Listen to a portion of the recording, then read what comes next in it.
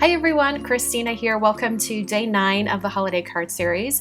I have to be completely honest with you guys. When I started this card, it was like way back before day 6. And that's because I was using glitter paste. And as you know, glitter paste or anything that's like liquidy and wet like that takes a little bit of time to dry. So I did the first portion of this card before I did a bunch of other cards, and then I came back to it.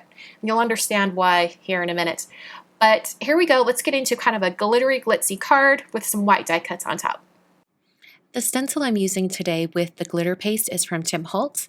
This is the Falling Stars layering stencil, and I'm going to be creating a really long, skinny card. At this point in the process, I thought it would be a vertical card, but it eventually is turned to the side and it's a long horizontal card. So what I'm doing right now is I'm taping this piece of craft cardstock to my Easy Clean mat from Tonic.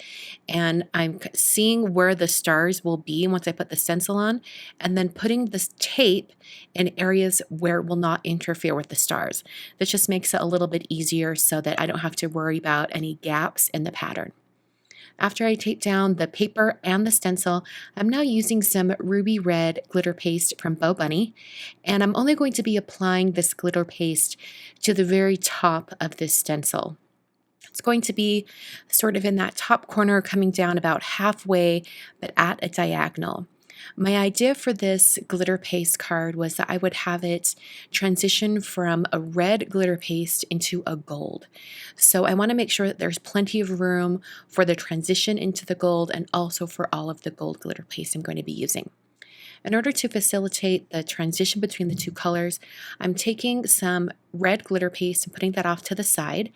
And then I'm going to pick up my gold glitter paste, this is from Nuvo, and I'm going to mix a little bit into the red glitter paste. This is going to just give myself a nice color to help transition between the two. So it kind of turns almost like a darkish red purple shade. You can still see the individual red glitter and gold glitter in it though. I think it's a really interesting transition. So I'm mostly placing this across that area right at the bottom of the red that I've already applied. And I'm making sure that I'm not going to dip back into that jar of gold glitter paste because I don't want to contaminate it with any of the red glitter paste that I'm working with. So I'll clean that off and then come back into the gold and get a nice clean scoop of all that glitter paste. And then I'll continue kind of mixing it on top of this stencil. And you saw I almost went back into the jar, but then nope, gotta clean it off first.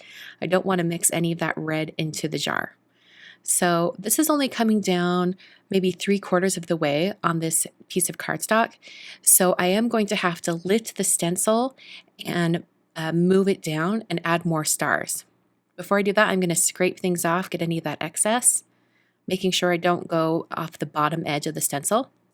If you want to make it a little bit easier on yourself, you could put some tape over that bottom edge and that'll just protect the cardstock underneath. But I was just very conscious of the fact that I should not go off that bottom edge so that I would have a nice clean piece of cardstock below for when I move that stencil down. So I'm going to lift the stencil up. You can see the stars right there. And then I'm going to rotate it and just kind of tack it on to the bottom of this pattern. And it worked out pretty well since all of that area on the stencil had been used with the gold glitter paste. So I didn't have to worry about any red glitter paste mixing in with the stars at the bottom.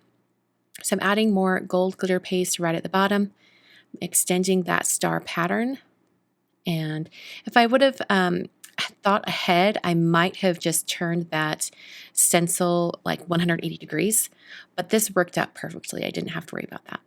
So I lifted it up off my work surface here. I smoothed down the edges a little bit with my fingertips and then set it aside to dry. So now it's completely dry and it didn't actually take very long. I think I probably could have been good to go after about 10 or 15 minutes.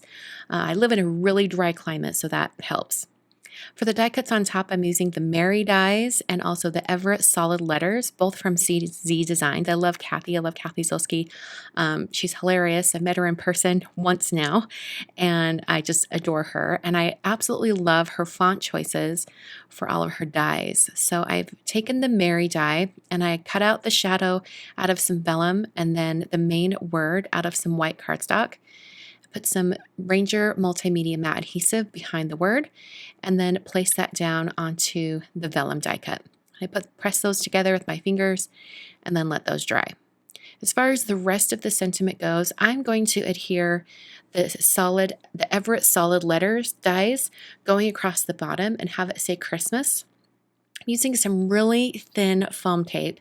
These are like little foam strips from Darice, and I'm putting those behind each letter and then placing them onto my card here, the card front. And I'm letting them be kind of staggered, a little more playful. And not only does this look fun and playful, but then I don't have to be super fussy about how I adhere them. I can just kind of slap them on there and it looks really good. Having a more playful style like this really speeds things up, I think, because you don't have to spend so much time trying to get things perfectly straight.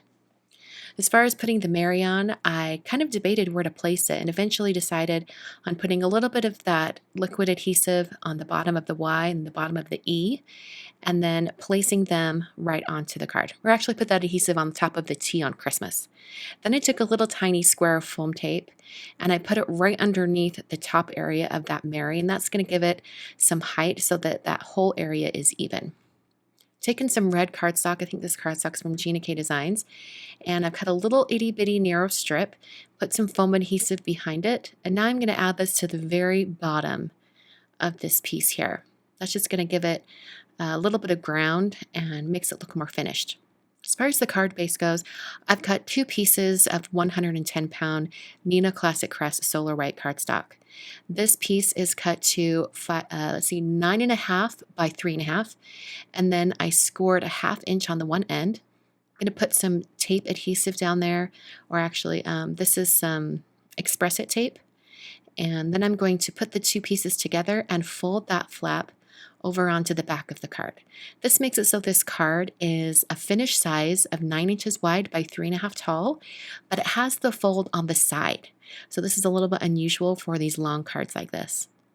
Put some foam adhesive behind my glitter paste and die cut area, and then press that down right onto the card front. So I really love all the glitteriness all over this, and I really love the unusual dimension and size on this card as well. I absolutely love long cards like that. I hope you guys enjoyed that format. I do them a couple of times each year for the holiday card series, and it's one of my most favorite ways to kind of change up the different orientations of my cards. On screen, I've got 2 more videos for you to check out. These are the day 9 videos for the years 2017 and 2016.